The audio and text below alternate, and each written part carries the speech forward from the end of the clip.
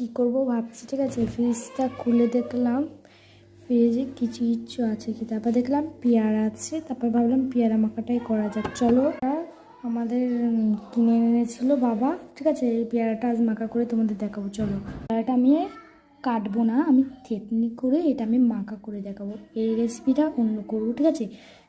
করে নেব লবণ, গুঁড়া দিয়ে ভালো করে আমি ম্যারিনেট করে নেব।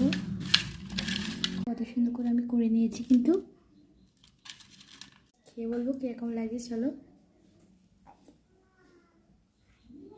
অনেক টেস্টি, দারুণ হয়েছে। এইগুলো সবজি হয়েছে, দেখতে পাচ্ছ কুমড়ো শাক। এটা হলো, তোমরা কি বলো, আমি গোলাপ ফুটেছে। তো এটা কি গাছ আমি তো জানি না, ঠিক আছে। আমরা জানি এটা একটা ফুল গাছ। এটা আমার ছোট্ট করে একটা বাগান।